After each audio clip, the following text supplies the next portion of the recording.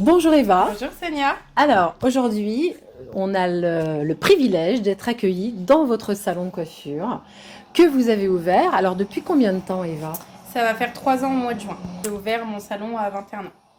Eva, dites-nous ce qui vous a inspiré de vous installer, d'ouvrir votre propre salon. Alors j'ai pas trop réfléchi, je pense que ça a été sur un coup de tête, ça a été une opportunité. Après c'est vrai que dans mon ancien salon, j'avais pas mal de gestion, donc je savais un peu dans quoi je me lançais au niveau de la gestion de la clientèle, au niveau de la gestion de stock, de salon.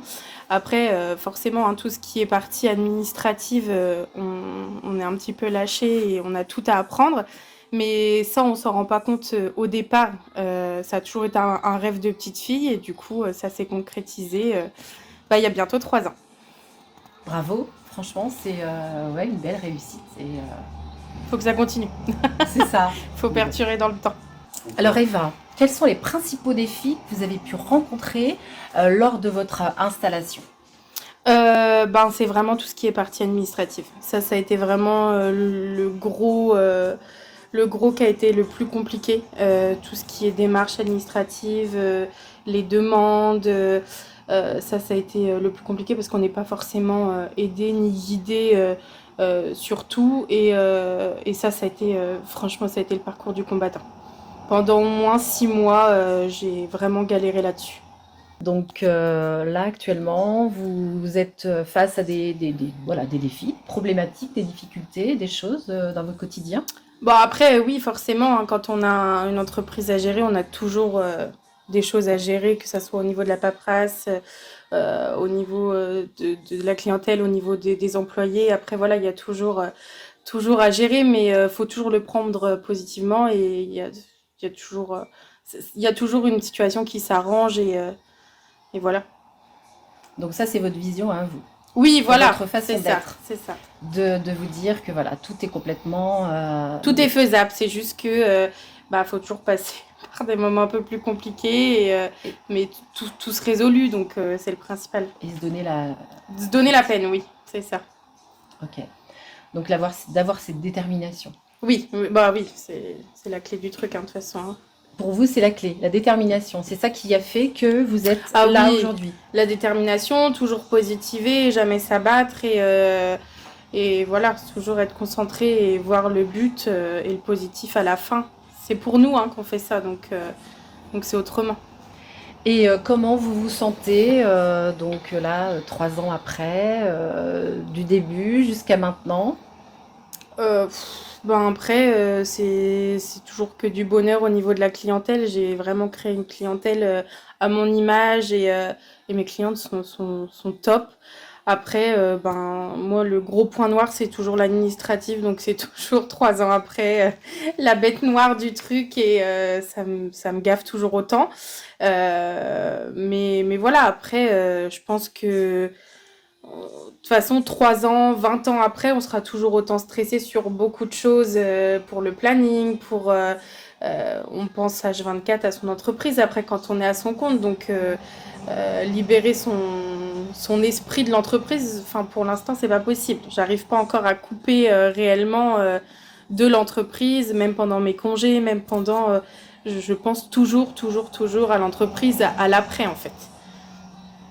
Donc, selon vous, il y a des choses aussi à voir en tant que chef d'entreprise, à revoir, voilà, pendant son installation, pendant la période ou d'activité, des choses à continuer à mettre en place et à faire évoluer Oui, il par faut. rapport à... Donc, qu'est-ce que vous auriez besoin davantage de formation, Déjà, de, quand on s'installe, d'accompagnement? faut vraiment pas se précipiter. Et moi, je pense que ça a été ça, c'est que je me suis précipitée pour m'installer et j'ai pas, je pense, fait toutes les formations nécessaires pour tout ce qui est l'administration.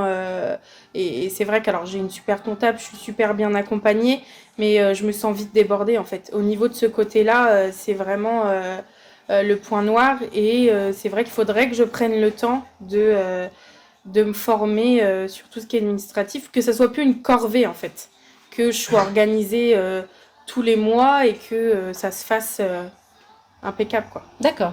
OK. Donc du coup, voilà, c'est juste un petit réglage Oui, que c'est vous ça. cherchez Ouais, ouais, ouais. à obtenir. Donc Ouais. tout est facile, enfin tout est facile. Après, c'est vrai qu'il faut s'en donner la peine et ça, vous savez le Ah faire bah puisque, c'est du travail, c'est ça. Ouais. voilà, il faut se donner la peine de trouver des solutions à Mm, chaque mm. situation. Et j'ai envie de vous poser aussi comme question, Eva, comment vous voyez votre avenir voilà, dans votre activité, là, dans les prochaines années? Alors, c'est vrai qu'en 3 ans, j'ai quand même pas mal évolué déjà. J'ai ouvert la partie onglerie, la partie esthétique. Donc, moi là, le but, c'est que vraiment ça perdure, que la clientèle reste fidèle avec nous et que les filles restent avec moi et qu'on forme vraiment une bonne équipe. Là, c'est vraiment maintenant que j'ai créé mon univers, je veux que ça perdure et qu'on soit tout ensemble en fait. Donc ça, c'est votre objectif. Ouais, ouais. Alors, j'ai aussi envie de vous demander, comment avez-vous attiré votre clientèle, créé votre clientèle qui est fidèle maintenant et qui vous connaît, et voilà, et comment avez-vous réussi à la fidéliser? Alors au début, la première année, il n'y a pas de secret, c'est la pub. Vraiment, il faut que on entende votre nom un peu partout. Donc c'est vrai que c'est quand même un budget, mais ça, il n'y a pas de secret. Les réseaux sociaux, la pub. Et après, ben, on fait comme on peut, on essaye de les chouchouter au maximum. Et au final, ben voilà, au bout de 3 ans, j'ai une clientèle formidable qui j'espère va rester avec moi le plus longtemps possible. Mais On je vous le souhaite. je, je peux pas, j'ai pas d'autres secrets. La pub, vraiment, les réseaux sociaux, c'est hyper important.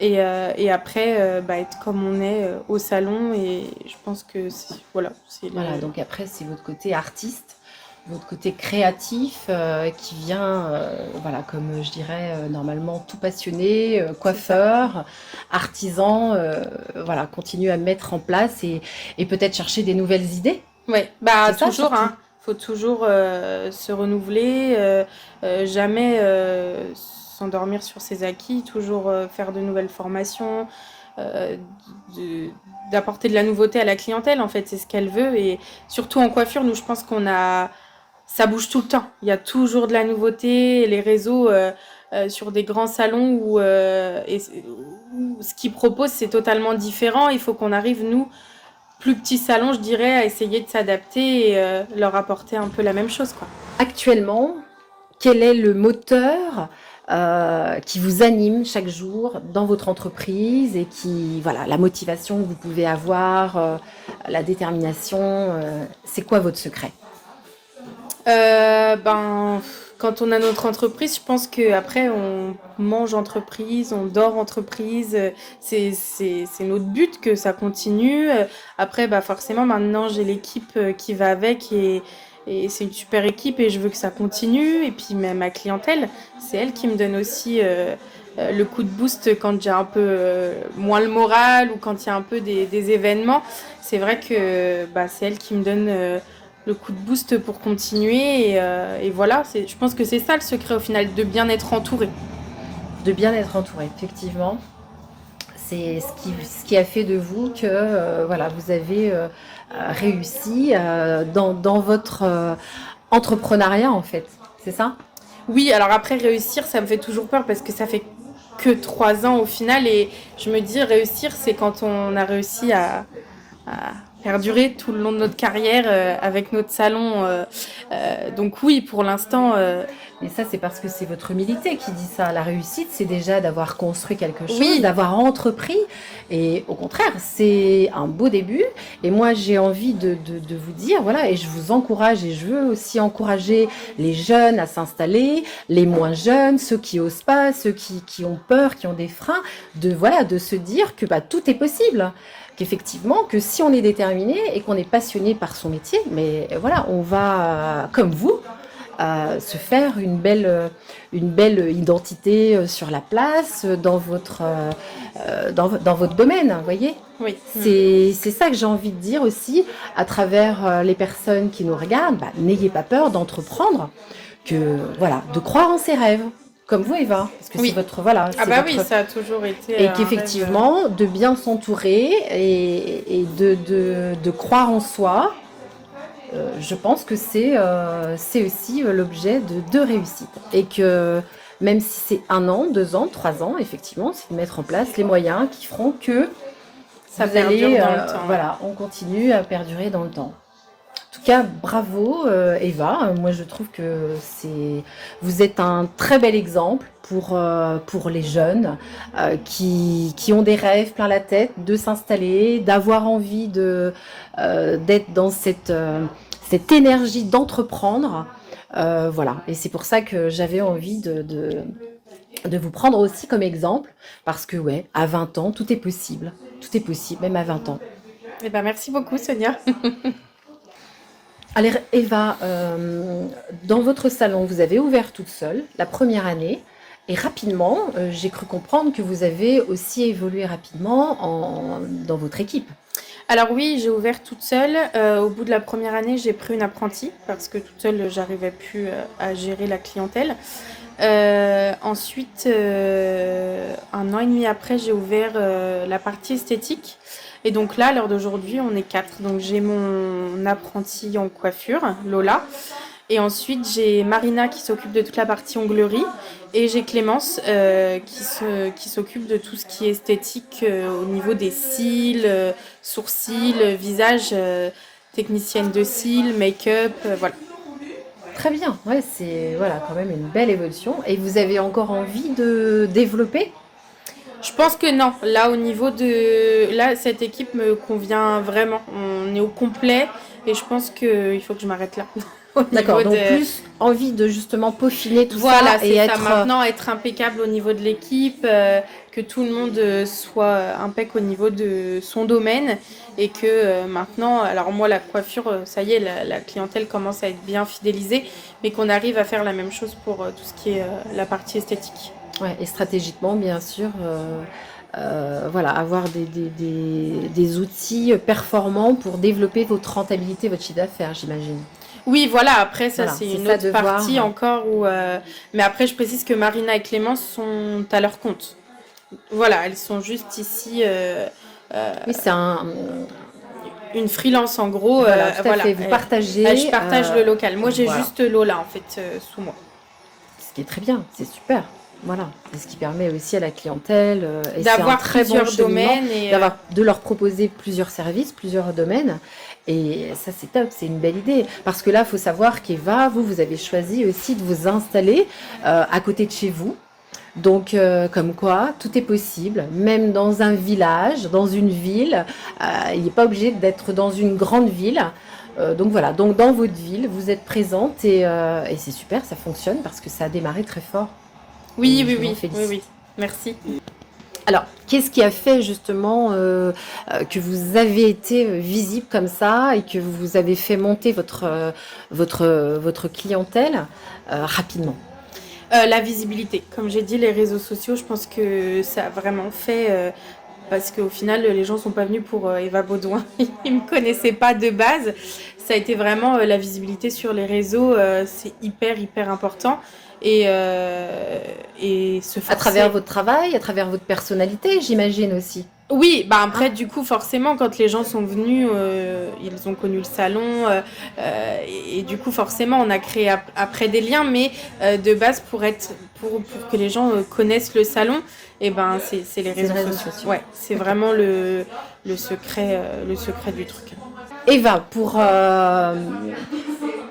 aider, voilà, le conseil que vous pourriez apporter à nos jeunes futurs entrepreneurs qui veulent s'installer ou peut-être qui sont déjà installés, qui rencontrent des défis comme ça, ce serait quoi pour vous, pour qu'ils performent plus rapidement et qu'ils fassent peut-être pas les mêmes erreurs que vous, ce serait quoi?